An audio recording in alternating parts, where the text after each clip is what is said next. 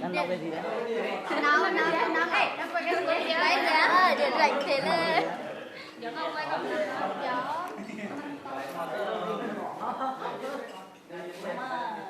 Bắt đầu cũng tỉnh táo rồi. Vừa mấy ly thôi mà, bây giờ ta cũng tỉnh táo rồi.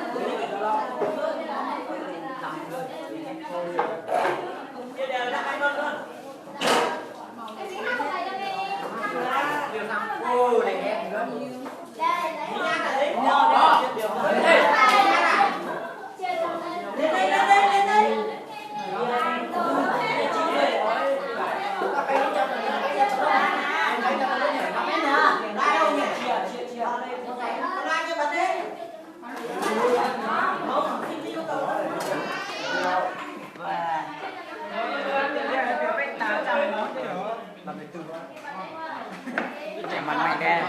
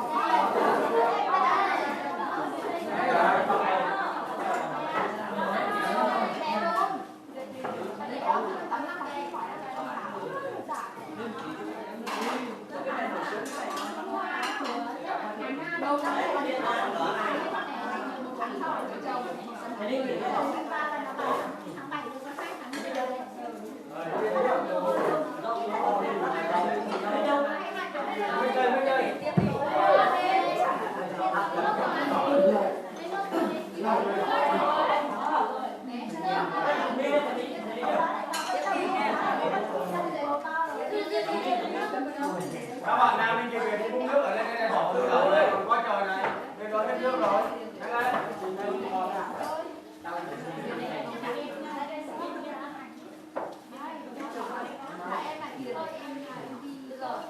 nhanh lên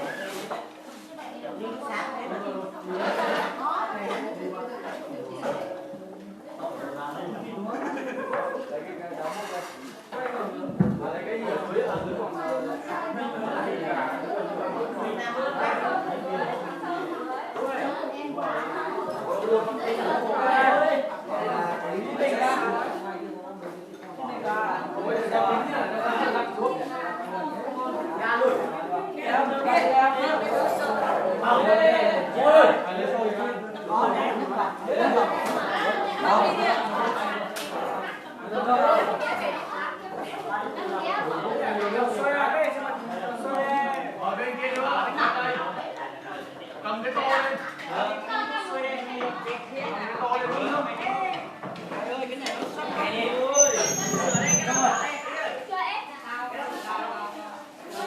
cầm cái tô lên uống nước nha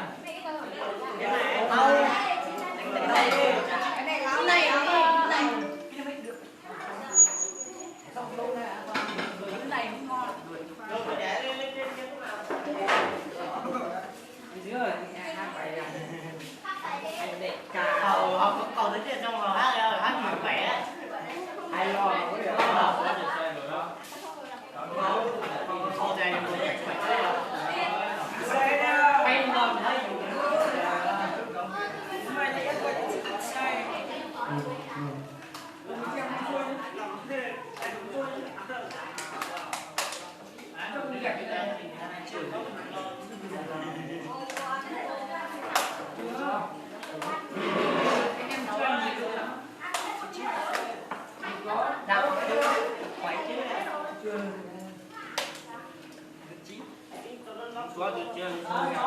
em xin hát một bài ca dành tặng cho các cô và cũng các bạn và ngày cuối cùng muốn chia tay với cả lớp.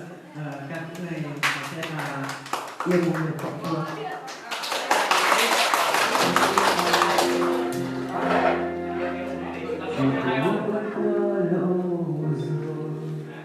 Mà sao em vẫn còn muốn mắt của em đi về, còn ở đâu ngoài như thế.